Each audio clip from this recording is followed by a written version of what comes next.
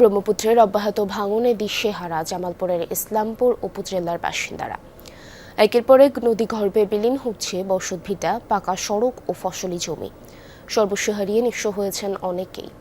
স্থানীয়দের অভিযোগ, সরকারিভাবে ড্রেজিংয়ের কারণেই এই ভাঙনের সৃষ্টি হয়েছে। সংশ্লিষ্ট কর্তৃপক্ষ বলছে বিষয়টি পর্যবেক্ষণ করা হচ্ছে। 11 সদস্যের সংসার হলেও জমিতে ফসল ফলিয়ে সচ্ছলতার সাথেই কাটত জামালপুরের ইসলামপুর উপজেলার বেলকুচি গ্রামের কৃষক আব্দুল মজিদের দিন। কিন্তু মাত্র 2 মাসের ব্যবধানে সহায় সম্বল হারিয়ে নিঃস্ব হবার জোগাড় ষাটোর্ধ্ব মজিদের। অব্যাহত নদী ভাঙনে বিলীন হয়ে গেছে তার জমি জমা। পাকা রাস্তা সহ আমার জমি সহ ভেঙে যেতেছে।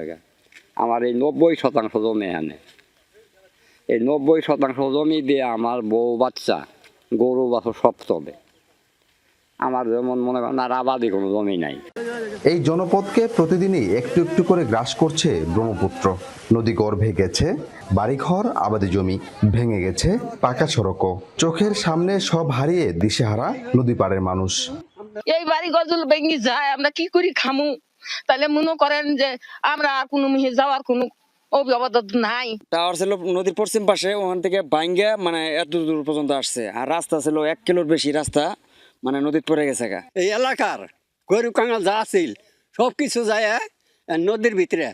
পোলাবানের খাদ্য মিলব না। স্থানীয়দের অভিযোগ, প্রতি বর্ষায় একই চিত্রের পুনরাবৃত্তি হয়, তবুও স্থানীয়ভাবে নেওয়া হয়নি কোনো উদ্যোগ। এছাড়া ভাঙনের কারণ হিসেবে সরকারিভাবে ড্রেজার দিয়ে নদী খননকেও দুষছেন তারা। আশেপাশে যে কাম করতে আছে আঙ্গুর কোনো কাজ করে না। এলা জমিন আছে নদী ভাঙ্গা গেল, এখন কি করে খাম? দেশের সরকার থাকতে যদি এইভাবে আমরা নদীতে ভাইসা জায়গা যমুনার নাগাল, তাহলে আমরা কিভাবে চলবো? 2 বছর আগে সরকারি একটা প্রজেক্টের মাধ্যমে নদীটা খনন করা হয়। নদী খননের ফলে নদীর যে পানির যে গতিপথটা পরিবর্তন হয়ে যায়। জরুরি ভিত্তিতে অস্থায়ী সুরক্ষা ব্যবস্থা নেওয়ার পাশাপাশি ক্ষতিগ্রস্ত এলাকা পর্যবেক্ষণ করা হচ্ছে, এমনটাই জানিয়েছে সংশ্লিষ্ট কর্তৃপক্ষ। উপজেলার বেশ কিছু জায়গা যেগুলো ভাঙন কবলিত, সেগুলো সরজমিন ভিজিট করেছি। পানি উন্নয়ন বোর্ডের সাথে বারংবার সার্বক্ষণিক যোগাযোগ রাখা হচ্ছে এবং তার প্রেক্ষিতে বেশ কিছু জায়গায় কিন্তু ইতোমধ্যে জিও ব্যাগ ডাম্পিংয়ের কার্যক্রম চলমান রয়েছে। অস্থায়ী জরুরি আপৎকালীন কাজ করার উদ্যোগ গ্রহণ করেছে এবং কাজটি গতকাল শুরু হয়েছে।